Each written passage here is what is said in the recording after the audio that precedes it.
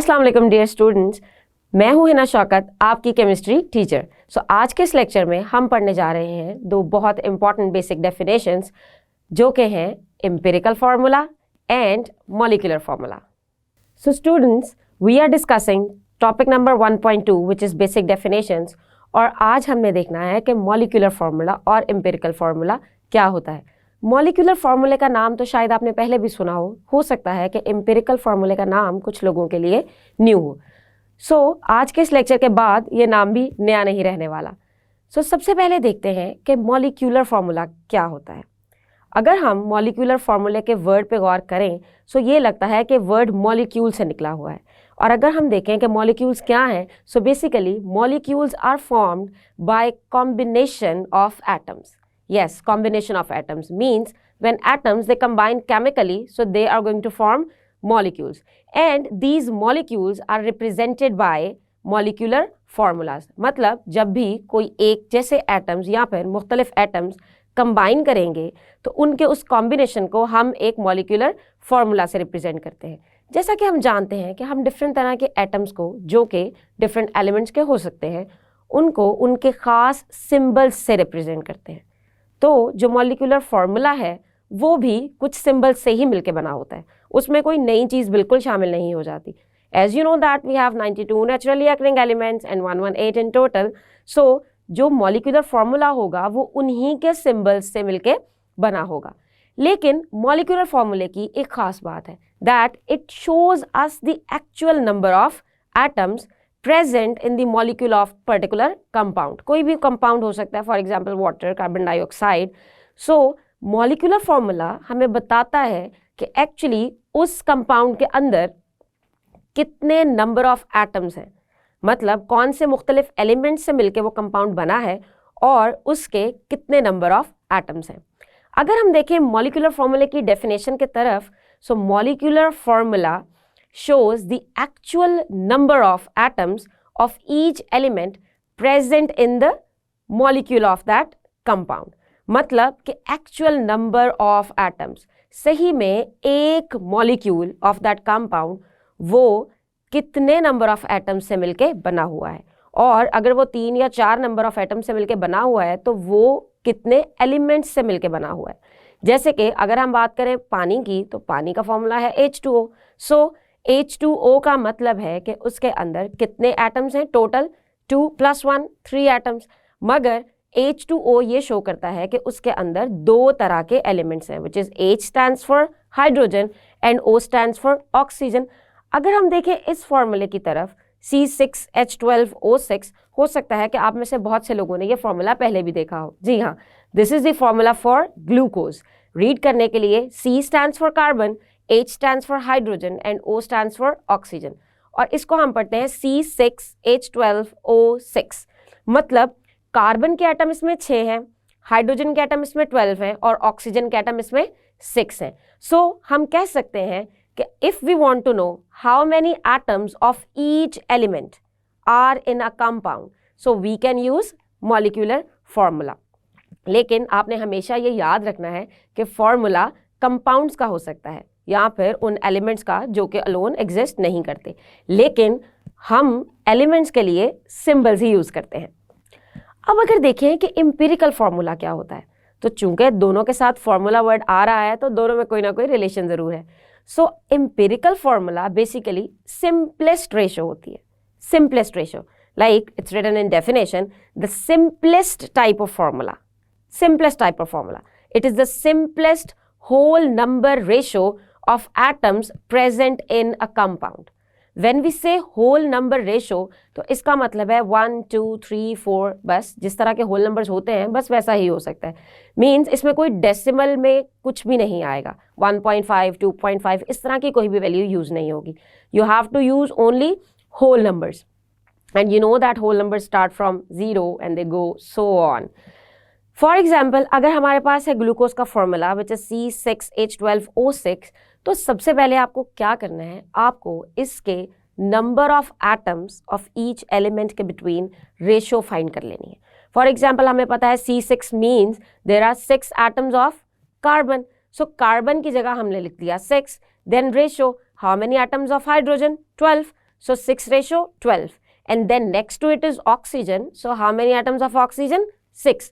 तो हमारे पास एक रेशो बनती है which is 6:12:6.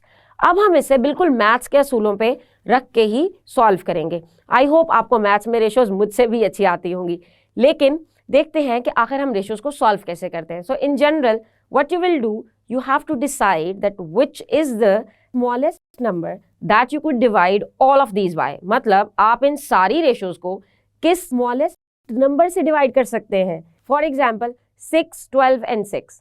कौन सा smallest number है जिस पे ये तीनों डिवाइड हो सकते हैं? So it is 6. So हम इसको डिवाइड कर सकते हैं 6 से. So now what you have to do is you have to divide all these ratios by 6. 6 divided 6 is 1. 12 divided by 6 is 2 and 6 divided by 6 is 1. So हम कह सकते हैं कि हमारे पास जो simplest ratio आई है जिसको हम मज़ीद simplify नहीं कर सकते, it is 1:2:1. इसमें हमें ये भी पता है कि जो फर्स्ट वाला है यानी कि 1 it is for carbon, second one is for hydrogen and third one is for oxygen. तो फिर empirical formula of glucose लिखने के लिए हम क्या करेंगे, हम ये जो simplest ratio हैं इनको ओरिजिनल रेशियोज से रिप्लेस कर देंगे. मीनिंग पहले हमारे पास था C6, अब आएगा C1. पहले था H12, अब आएगा H2. पहले था हमारे पास O6, लेकिन अब आएगा O1. 1 को हम मेंशन नहीं करते. अगर किसी चीज़ के साथ कुछ भी नहीं लिखेंगे तो इसका मतलब वो 1 ही होगा. So empirical formula of glucose would be CH2 and O. हो गया ना, काफ़ी सिंपल. सो इसीलिए तो ये है सिंपलेस्ट फॉर्मूला. मतलब किसी भी कंपाउंड के अंदर उसके एलिमेंट्स के दरमियान उनके एटम्स की सिंपलेस्ट रेशो, सबसे सिंपल रेशो जिसको आप मजीद फर्दर डिवाइड नहीं कर सकते. अब ये जो हमने सारी कैलकुलेशन की, this was for covalent compounds. Yes, remember the covalent compounds which are formed by sharing of electrons. So ये सारी कैलकुलेशन हम कर सकते हैं एम्पिरिकल फॉर्मूला फाइंड करने के लिए अगर हमारे पास कोवेलेंट कंपाउंड्स हो. मगर आपको यहाँ एक चीज़ याद रखनी है, for some compounds the empirical formula is same as molecular formula. मतलब कि ऑलरेडी ही उसके अंदर सिंपलेस्ट रेशो मौजूद होती है. जैसे सिंपल सी एग्जाम्पल है वाटर, उसके अंदर ऑलरेडी हाइड्रोजन 2 है और ऑक्सीजन 1 है, means 2:1. Can you simplify 2:1? Of course not. 2:1 is already the simplest. इसी तरह अगर हम देखें कार्बन डाइऑक्साइड को, CO2, so carbon is 1 and oxygen is 2 means 1:2. तो क्या इसको भी मजीद सिंपल कर सकते हैं? नहीं. So हम कह सकते हैं कि for some compounds empirical formula is same as molecular formula because they already exist in their simplest form. अब अगर बात करें कि इसको डिटरमिन कैसे किया जाता है, तो एक तो तरीका ये है कि हम इसको डिटरमिन कर सकते हैं मॉलिक्यूलर फार्मूले से. मतलब हमें कोई मॉलिक्यूलर फार्मूला बता दे और बस फिर हम शुरू हो जाएंगे रेशोज वाला फार्मूला लगाते लगाते और उसको हम सिंप्लीफाई कर लेंगे. लेकिन इसका एक और भी तरीका है, वो है कि it can be determined bye knowing the percentage composition of A compound. मतलब मैं आपको ये बता दूं कि जो वाटर है ना उसके अंदर 33% ऑक्सीजन है और 66% हाइड्रोजन है. मतलब 3 हिस्से हाइड्रोजन है और 1 हिस्सा ऑक्सीजन है. तो आप कहेंगे वाटर का फॉर्मूला है H3O, जो कि बिल्कुल रॉन्ग है. वाटर का फॉर्मूला तो है H2O. सो बिल्कुल करीब करीब इसी तरह. जैसा कि अगर हम बात करें वाटर की, तो वाटर के अंदर है हमारे पास हाइड्रोजन और ऑक्सीजन. अगर मैं आपसे सिर्फ इतना कह दूं कि हमारे पास हाइड्रोजन है 66% और ऑक्सीजन है 33%, समथिंग समथिंग क्लोज. मगर मैं आपको ये ना बताऊं कि वहाँ पे 2 एटम्स ऑफ हाइड्रोजन है और 1 एटम ऑफ ऑक्सीजन है, तो आप सिंपली परसेंटेज से ही गेस कर लेंगे कि hydrogen is 2 times more than oxygen. So hydrogen would be 2 and oxygen would be 1. So this is how you can calculate formula by knowing the percentage composition of a compound. लेकिन सवाल ये पैदा होता है कि ये तो हमने डिस्कस किया कोवेलेंट कंपाउंड्स के लिए, तो अब आयोनिक कंपाउंड्स के लिए एम्पिरिकल फॉर्मूला कैसे कैलकुलेट करते हैं. अगर हम बात करें आयोनिक कंपाउंड्स की, तो हमने पहले भी डिस्कस किया कि ionic compounds basically these are 3-dimensional network. So they form 3-dimensional network means they exist in a crystal lattice form.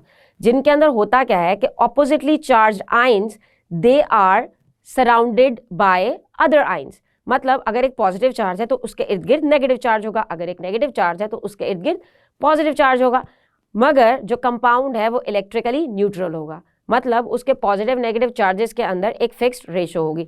सो जो सिंपलेस्ट यूनिट हम लेते हैं to represent ionic compound, it is formula unit. और अगर आप define करें formula unit को, so it is the simplest whole number ratio of ions as present in the ionic compound. मतलब ये ऑलरेडी सिंपलेस्ट रेशो है। Look at the formula, you can find the word simplest, means in formula unit they are already representing the simplest ratio between the ions। जैसे कि आप इस latest में देखें, ये स्ट्रक्चर है सोडियम क्लोराइड का, इसके अंदर आप देख सकते हैं कि ऑलरेडी रेशो गिवन है NaCl, मतलब एक एटम अगर सोडियम का मौजूद है तो एक ही एटम क्लोरीन का मौजूद है, तो इसको हम कहते हैं सिंपलेस्ट रेशो। तो इसका फॉर्मूला यूनिट हम लिखते हैं NaCl। So if formula unit of sodium chloride is NaCl, so formula unit is already showing you the simplest ratio। तो क्या इससे भी आप सिंपल करके इसका कोई empirical formula निकाल सकते हैं? Is it possible? Think? No। so हम कह सकते हैं कि ionic compounds have only empirical formulas। मतलब उनका हमेशा से empirical formula, और अगर आपने कहना है उसको molecular formula, तो वो हमेशा से सेम ही होंगे। जैसे कि हमने एग्जाम्पल ली सोडियम क्लोराइड की, तो अब देखते हैं एग्जाम्पल पोटेशियम ब्रोमाइड की। Potassium bromide is KBr and KBr is also its empirical formula. So अभी तक के इस लेक्चर में आपको ये तो समझ आ गई कि एम्पिरिकल फॉर्मूला क्या होता है और मॉलिक्यूलर फॉर्मूला क्या होता है। मतलब हम एम्पिरिकल फॉर्मूले को मॉलिक्यूलर फॉर्मूले से डिराइव कर सकते हैं। तो आखिर इसको अगर हम एक फॉर्मूला की शेप में लिखें या हम इसका रिलेशनशिप स्टडी करें तो वो कैसा होगा। Molecular formula is basically derived from empirical formula, so its relationship can be identified by this kind of equation. Molecular formula is equal to empirical formula multiply by n। अब ये n कहाँ से आ गया? n would be any whole number 1 2 3 4 and so on। For example अगर मैं आपसे कहूँ कि जो बेंजीन है उसका मॉलिक्यूलर फॉर्मूला है C6H6, yes C6H6, 6 atoms of carbon, 6 atoms of hydrogen, तो मैं कह सकती हूँ कि it is derived from the empirical formula which is CH। क्योंकि इसमें जो n की वैल्यू है, n मतलब वो वाला नंबर जिससे डिवाइड करके हमने सिंपलेस्ट रेशो फाइंड की थी। सो इस केस में 6 C6H6 मतलब n इक्वल टू होगा 6 के, तो हो सकता है कि इसका एम्पिरिकल फॉर्मूला CH हो, और जब हम उसको मल्टीप्लाई करेंगे n के साथ तो हमारे पास आ जाएगा उसका molecular formula. So molecular formula of a compound may be same और मल्टीपल ऑफ एम्पिरिकल फॉर्मूला। मतलब n is going to be multiple, यानी कि वो चीज़ जिससे आपने डिवाइड करके सिंपलेस्ट रेशो फाइंड की थी तो वो हो जाएगा उसका multiple. So a few compounds they are having different empirical formula and molecular formula, and there are some compounds which have same empirical formula and molecular formula. अब ये table 1.6 which is given in your book is showing some very important compounds which are going to show you empirical formula and their molecular formula.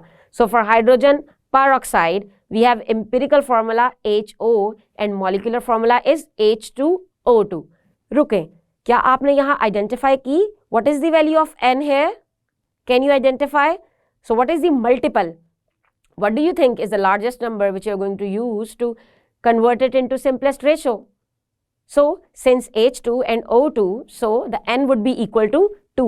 मतलब अगर आप empirical formula को 2 से multiply करें so you will get your molecular formula।